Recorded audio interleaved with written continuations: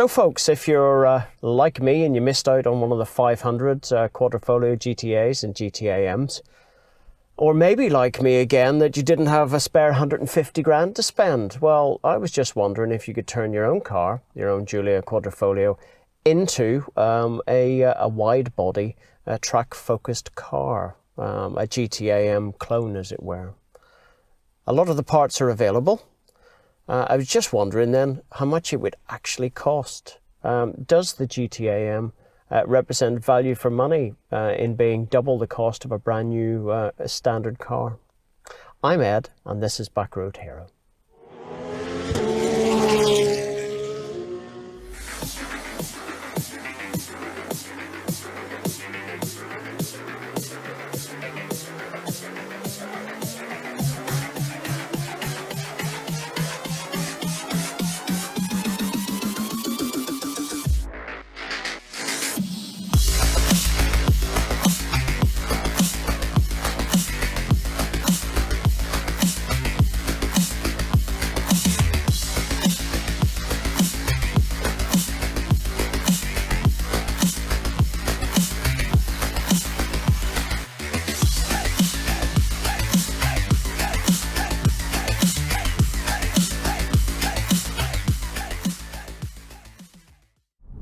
So Alfa Romeo launched the GTAs and GTAMs to great fanfare.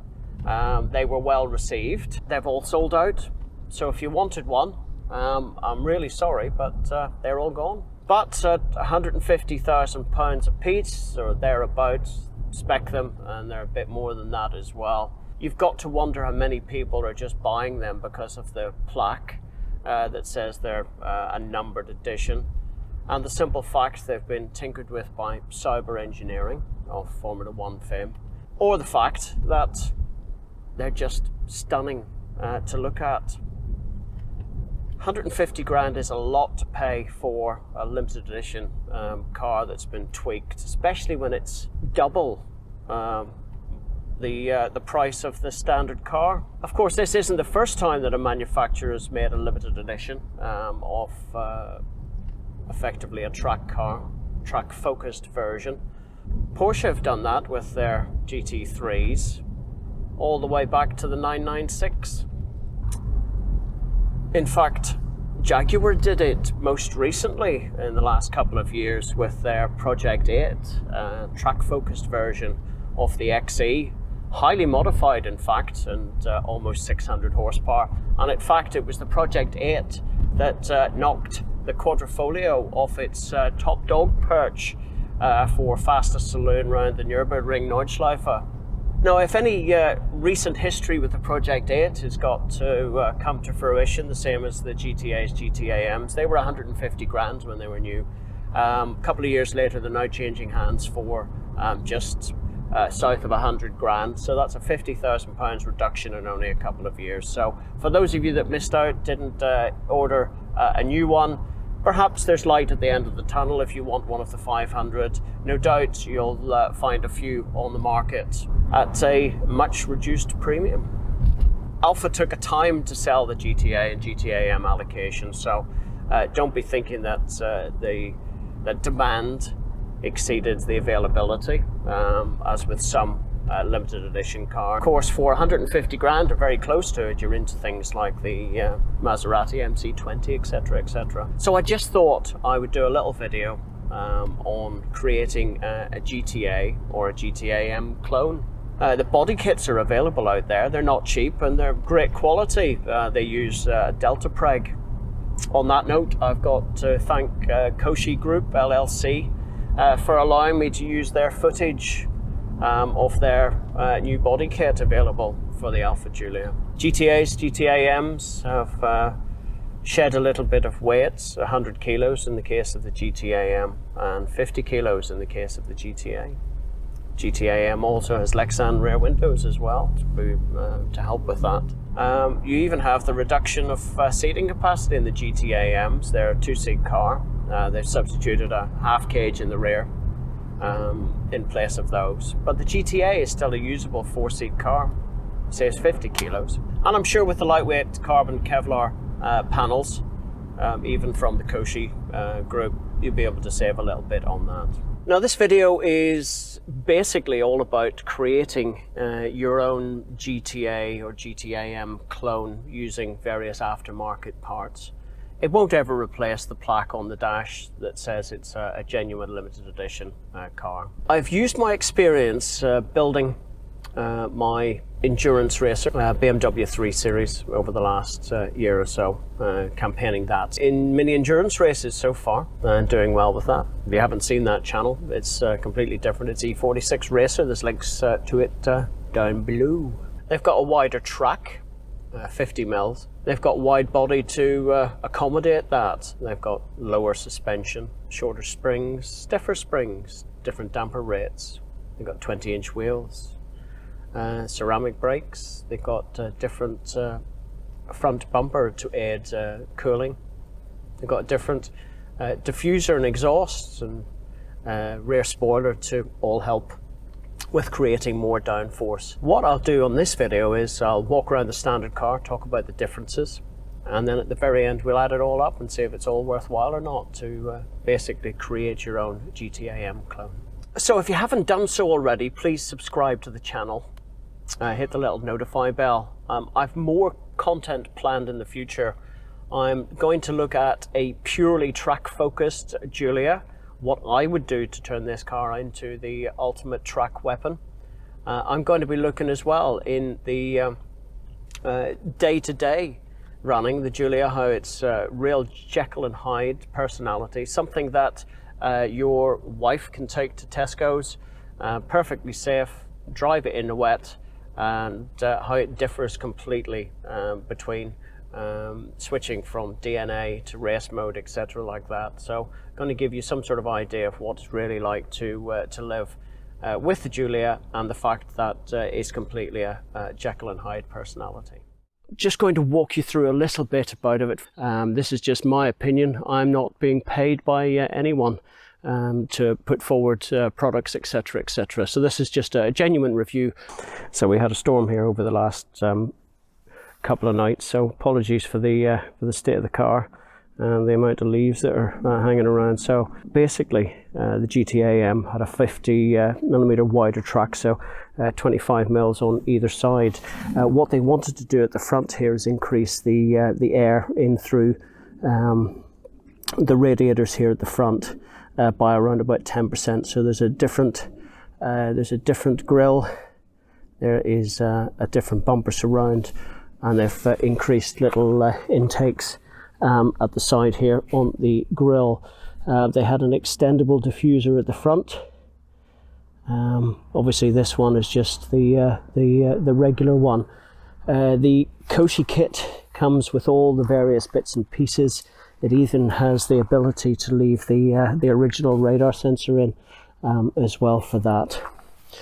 Because the front wings are wider to accommodate the wider track, the new bumper is widened out, as are the front wings, and they're made in the Delta Preg carbon fibre.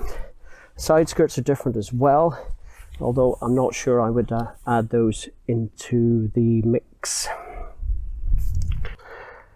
So the standard alloys that you get with the car are actually forged alloys. These are options, but you'll see the dimples on here. It means they're cast alloys used by melting and then pouring into a cast to form the wheel. A forged wheel will always be about 3 times stronger than a cast wheel because of the method that's actually used to do it. And believe it or not, the Stelvio 20 wheels are actually a forged alloy, although they look somewhat similar to this. So they bolt straight onto the Quadrifoglio, and you can do that. GTAm as well also had carbon ceramic brakes.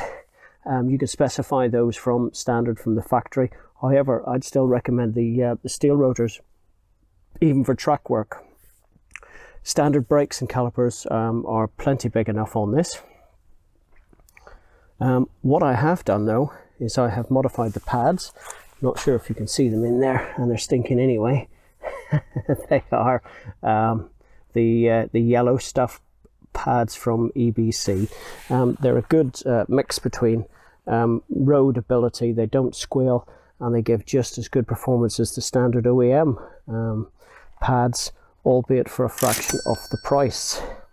So to match the 50mm wider stance, the rear arches have to be modified, and Koshi as well make the rear arch extension to get to the plus 25mm track on each side, so it's 50mm wider on round. And again, I've got the EBC yellow stuff pads in here as well. Towards the back, we've got obviously the quad pipes either side. The diffuser on the GTAMs incorporates a center exit exhaust. So Alfissimo do a center exit exhaust with carbon diffuser, although at $8,849 it's a fairly expensive option, but you can get the look if you want. So let's go around, let's talk, you can see it, let's talk suspension. Suspension on these things is fully electronic damping, and as a result of that, whatever suspension kit you choose has to talk to the electronics. KW, however, do a completely plug-and-play suspension kit for these things, and it talks to the onboard computer and will adjust the dampings accordingly and in accordance with the DNA switch or whatever programming you happen to have aftermarket wise. So let's talk engines, as if 503 horsepower wasn't enough for you. The guys over at Celtic Tuning have got a stage 1 remap for these cars up to 604 horsepower. However, I would still say to you, when does a car become undrivable? And I suppose for the track, perhaps every little counts, but on track days, etc., which is the real use for one of these things, you're kind of just racing yourself. You want to be the fastest boy on track, maybe, but you've also got to be able to handle it as well. So we've looked at tuning the engine, we've looked at tuning the suspension, we've looked at widening the track, we've looked at well, the wheels. If you want to change the tyres, all-rounders, as I've done on this, Michelin Pilot Sport 4S's, but of course the GTAs and the GTAMs come with Michelin Pilot Sport Cup 2s, which aren't as good actually in the wet as the PS4S's. But if we're building a track car, that's what I would recommend. And in fact, what I would actually do is I would recommend stick with the standard Forged 19 alloys that come with the car. Operate the brakes and the pads specifically. Keep with the steel rotors, they're easily changed, they're not particularly expensive compared to the carbon ceramics, which will wear out, by the way, on hard use on track days. With heat comes wear rates as well, so if you overheat them or really use them to their max, then you will find you reduce the longevity even of carbon brakes. And it's not the width of a carbon crate that matters, it's the amount of material in there as well. The only way to measure wear on carbon ceramics is, of course, to take them off and weigh them. It's not all about thickness, it's about available material left on the brakes. So let's go through and add up it all into the cart. We said we were building a GTAm. Let's select our options. We know it's the Stradale one that I need because we are got the active cruise control on it. We'll need the essential bumper kit. Choose the option, and we know it's the Stradale again. €2,800. Thank you very much indeed. We'll need the GTAM style wider front arches. We'll need the rear arches, the GTAM style spoiler. Let's go for the genuine carbon, the basic essentials. So there it is, the cart. We've added in everything we need. Front fender set, Stradale bumper, the essential kit for the Stradale, the rear fender arch kit, and the GTAM style. €10,840, and that does not include painting and fitting. Well, you've got to the end. I hope you liked all of this. It can be done. When we find out in a few seconds actually what it's going to cost. I'm using a conversion here of €1.17 to the pound. I'm using £1.35 to the US dollar just to give us an equivalent across the board. The kit from Koshi is £12,399. Now that includes 20% import duty and about £1,000 of painting and fitting. That all equates to about 18,000 US dollars. And none of this includes fitting and import duties apart from the kit that I've just mentioned. The KW suspension kit, the coilover kit, just ride height, and the integration with the original system is £2,966. That equates to about $4,000. The wheels from Alfa Romeo, the forged ones, be careful, the 20-inch alloys are available as cast alloys. If you look for the flat faces, they are the forged ones, and they're about £3,000 a set, which is about 4,050 US dollars. The tires, Michelin Pilot Sport Cup 2s in 20-inch guys are £1,270 for a set, and that equates to about 1,720 US dollars.